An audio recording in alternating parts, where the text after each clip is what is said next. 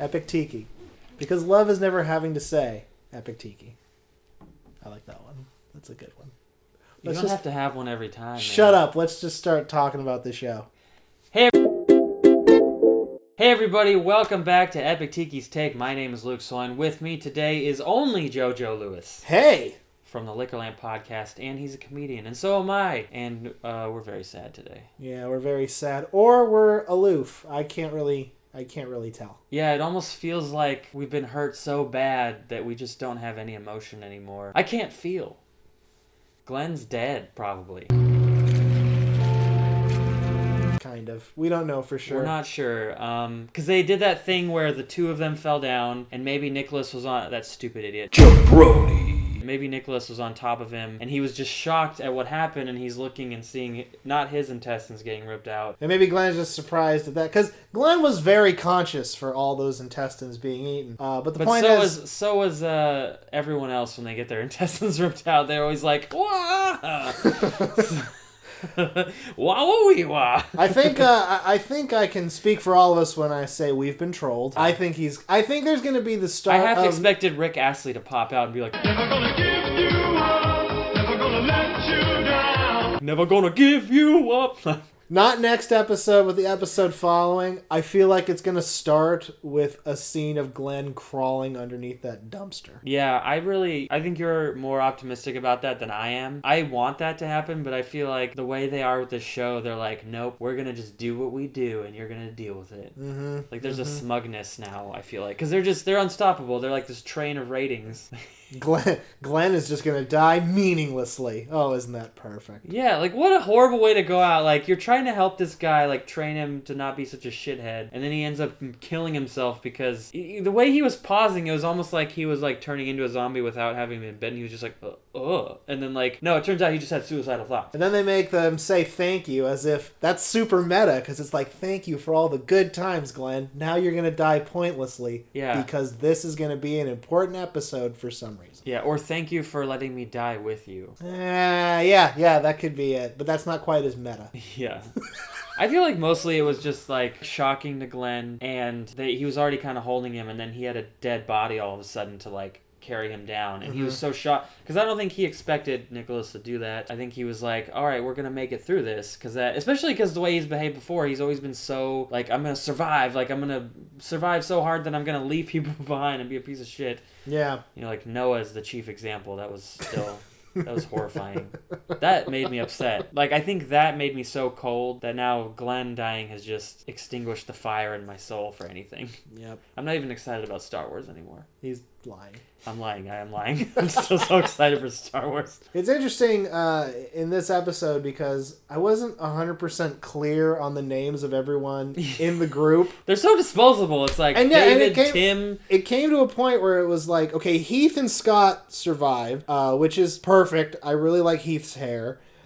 He's easily identifiable. Michonne survived, which was fantastic. But she's then, like one of the most badass. But then there was I don't know what the chick's name was, and she died I think that was Annie, you said, right? Yeah, Annie. Okay, Annie died a meaningless death. She was very cliche too. She was like, "Go on without me," like, and then she doesn't save the bullet for herself and go out like a badass in that way. Like, she dies completely pointlessly. Yeah. And then there's the other guy. Shit, what's his name? Oh, are you talking about the white guy? Yeah, the white guy. That she wrote on her arm to be like... Speaking of Michonne... David, yeah. David died in an equally dumb way. I can't believe he looked up the names. I had to know. And I think that this season has finally gotten to the point where if you're still watching this show, you're probably as grizzled as Rick and the team where you don't need to know everybody's name. Because they're not going to make it. I think they're not going to be with us long enough for it to matter. I feel like that was kind of the point of that speech at the beginning that Heath overheard. Because he was like, look, don't get attached to any of these fucking people. They're all gonna die. Don't bother looking it up. And Heath is like, I'm an important character. Yeah. This is bullshit. Look at my hair. I have glasses. And there were several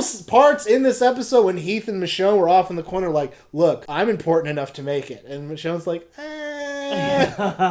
this is the first I've seen of you. Let's see what happens. Speaking of Michonne, the actress usually has very short hair or no hair. Like, that's the style she goes with. Uh-huh. So I was going to ask you, do you think that Michonne's hair is what Jack Sparrow's hair does between Pirates movies? It was worth it. I thought about it in the first 5 minutes, and I was like, I'm not telling him until we do this episode, until we record.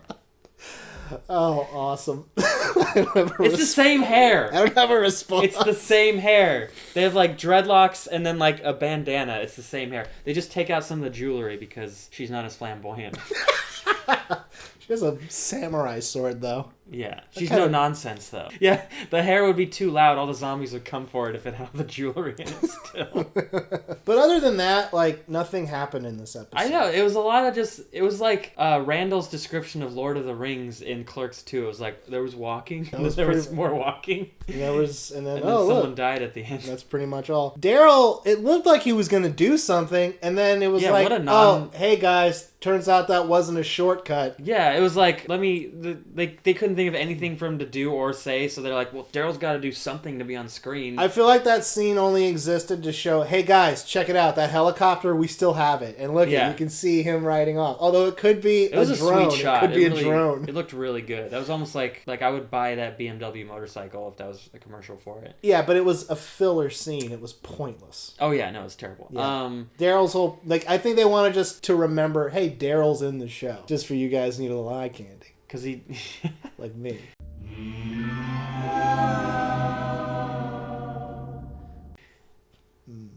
Oh yeah.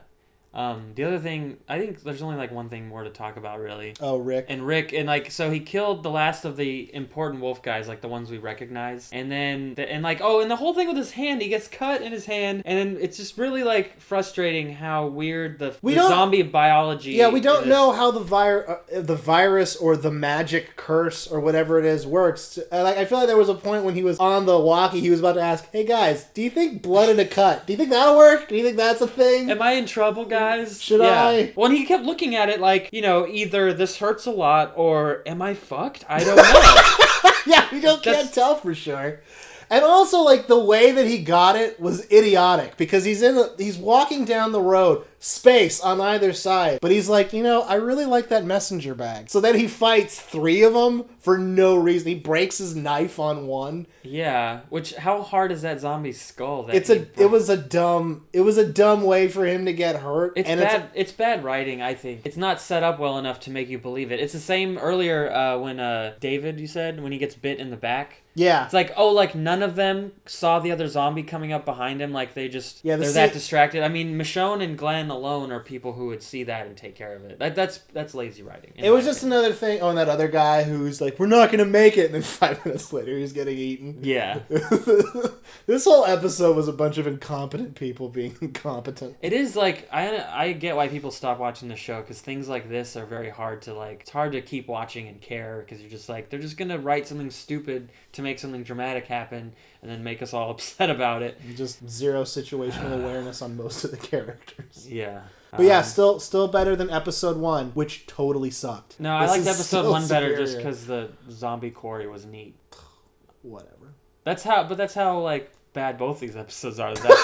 That's how I'm choosing which one I like more. Fact was, no Carol. Fuck this show. Yeah, not a good episode. Jojo, where do we find you on the internet? You can find me on Instagram at Bucky Gums. You can find me on Twitter at Bucky Gums. And you can find me on Facebook at JJL Comedy. And you can find me at Epic Tiki Comedy on Twitter, at Epic Tiki on Instagram. Look me up on Facebook. I'm Luke Soin. Tell me why you're adding me so I don't just delete you. Listen to the Sexy Podcast. Subscribe to this channel. Tell your friends about us. Like our videos. And watch better shows than The Walking Dead.